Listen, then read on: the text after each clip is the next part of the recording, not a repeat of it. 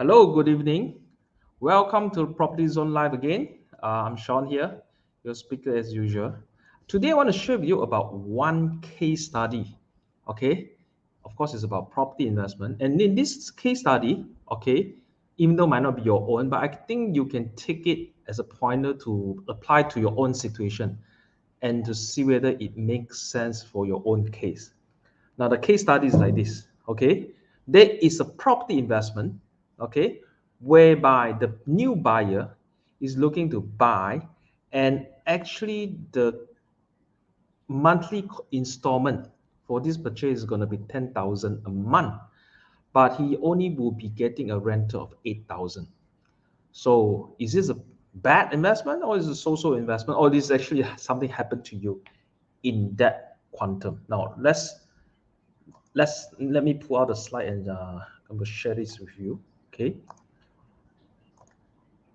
Okay, so I hope everyone can see my slide. I'm just going to put it in a full screen. Okay, rental 8,000, yet installment is 10,000. Is it a bad investment? Is this something that you can still explore, or what are the factors would you consider before deciding this is a good, so-so, or bad investment?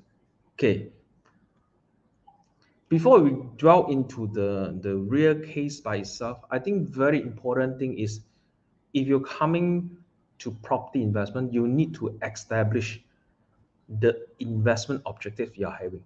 You can be having both in mind, but I think the priority need to be set out is like, if I'm investing for capital appreciation, right? That's my main priority. Maybe you can forego a little bit on the rental income, because your main intention is looking for another 5-10 years time. This property, due to its good location, due to its scarcity in supply, and also the demand in terms of the trend based on the industry you're at, whether you're investing in commercial, residential, factory, so on and so forth. Now, so in short, if people are looking for land, factory, perhaps, okay, most of the time, not all the time, but most of the time, their investment objective will be on capital appreciation. Okay, of course, there are another group of investor. Their main objective is looking for rental yield. As long as the rental is good enough to cover the monthly installment and have some spare cash to cover the maintenance charges and so on and so forth, and they still have positive cash flow, for them is fantastic news. Okay, type of property for this kind of investor would be looking for high rise, that would have good security, 3-tier security, 24 hours patrolling, perimeter fencing, and then you have a good facility for swimming pool, state-of-the-art gym. Okay, and also there are certain type of people to do student accommodation.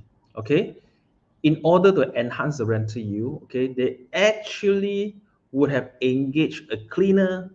They would make sure the Wi-Fi, everything is good enough for all the tenants, which are the students, to share in the room.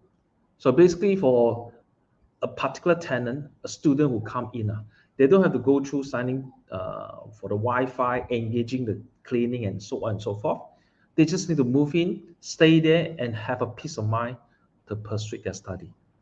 So in this case, the landlord will have to do a little bit more in terms of providing the high-speed Wi-Fi and providing cleaning services. It's good also, to make sure your house is in good condition. Another one, of course, will be, nowadays people talking about short-term rental.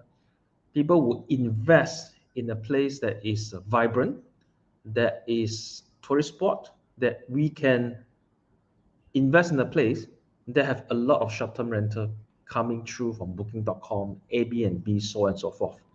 So the daily rental they collected after splitting up with the operator, and then they can actually get a good rental times the number of days of occupied. So short-term rental, student accommodation, high-rise, they would be suitable for investor. They're looking for rental yield in that particular order. Okay.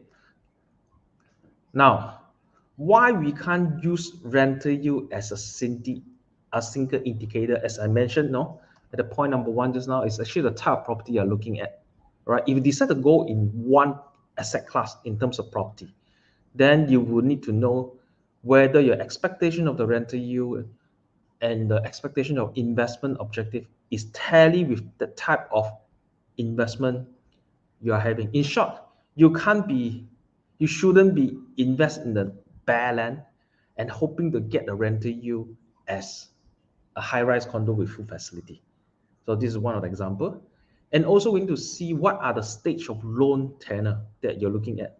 If it's a beginning of the loan tenor, okay, that means that normally the interest portion is higher. So it's okay that your installment amount may, the principal reduction amount in your whole installment is lesser at the beginning of the loan tenor. Okay, so if you're new to this, don't worry, I'll go to the slide later. I just want to give an overall briefing of what I'm going to share with you later. And the third, of course, you need to look at the interest movement.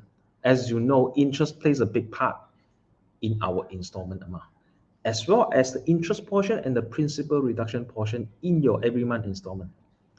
So you need to see where are we now? Are we in the lowest curve in the interest movement possible, or are we at the highest curve of interest chart? I will share that with you also. And also, number four, it depends on your loan margin. Investing 90% and investing 50% will make a whole difference. Okay, so taking a loan of 90% and a loan of 50% will have a huge difference in deciding whether this is a good property investment or not, right? So without further ado, type of investment, to see whether that particular case study, having to pay an installment of 10,000 but you're only getting a rental of 8,000, is that a good investment? So in that case, if your investment category would be tilted toward landed factory, would be pretty good, because your investment class is aimed for higher capital appreciation, but at the same time, you're still getting about 8,000 installment. All right, so this is pretty good. Okay, but of course, rental yield for high-rise student accommodation, if you're getting only 8,000, whereby you have to pay 10,000, now you need to sit down and look at it. Out of the 8,000, that out of the 2,000 you have to pay out from your own pocket, does it goes to reduce your principal loan amount? If it does, is it enough? Okay, so I want to share with you a real case that's happening to one of my friends who happens to be an owner of a half-cut shop. Half-cut shop means, like, if you drive along Jalan Kuching or other places, maybe Skambut area, you will see a lot of huge warehouses. You can see half cut for the car. You see, the front, the engine, the gearbox, the lights, and all the internal part of the car is being stacked up. And this is what we call a half cut business. So this friend of mine actually bought 2 acres of land. All right, because he's in the business, he need a huge space to store all these things. So when he decided to buy the 2 acres of land back in 2008, the price was about 57 plus the conversion premium. He ended up paying the price of 63 ringgit per square feet. All right, during this past 15 years, from 2008 until today's 15 years, all right, okay, he has a pretty good turnover in his business, but of course there are costs associated to his operation of business. But because of nature, he need this huge plot of land for his business operation. Fast forward from 2008 until 2023, this year, the land itself has appreciated more than 10 times. Yes, you heard me right. It's more than 10 times. 15 years. So if you are the investor, would you be happy even though the place give you zero rental yield and you have the holding power? You would, right? So the price is transacting at about 700 per square feet now, although he didn't get any rental because it's for own use. But he told me one thing: the net profit he has accumulated for the past 15 years in his business, even though it's pretty good margin, business margin operation. But after minusing the cost, the salary, the tax, and all this, the profit he accumulated is actually losing out to the land capital appreciation. Okay, so this is another story I want to share with you. Sometimes people invest in land, invest in factories. Capital appreciation is the ultimate bonus when you realize the gain after 10, 15 years. For this particular friend of mine, this is the retirement bonus for him and his shareholders. Okay, now second one, I want to give you an example of the home loan calculator. So I actually put in the figures of, imagine you're taking a 2 million ringgit loan and based on the interest of 4.39%. Okay, and the loan tenure of 30 years. So I estimate monthly installment is about 10,000. Okay, so out of the 10,000, imagine you only get the rental of 8,000. That means you have to take about 2,000 out from pocket to make it a 10,000 for your monthly installment, right? 8,000 rental, your own money 2,000, then you service the loan for 10,000. Okay, but some of you may not be aware, by doing this exercise alone, okay, every month your outstanding balance, okay, will be reduced by about 2,008 ringgit a month. And this is happening at the beginning of the loan tenor. So in other words, if you have invested in this property, paying 10,000 installment only to collect 8,000 rental, the fact that you take out 2,000 from your own pocket, your loan amount is actually reducing by about 2,008 a month. So you are actually gaining it, even though your bank account saving reduced by 2,000 a month, your outstanding loan amount actually reduced by more. So net, you are actually gaining 800 ringgit a month. And I'm talking about at the beginning of loan tenor. In fact, the outstanding balance reduction is getting more as you go to a further part or later part of the loan tenor. Okay. And to determine whether the 10,000 installment and 8,000 rental is justified, also we need to look at is what is your stage of the loan tenor. If it's the beginning, I think it's pretty good.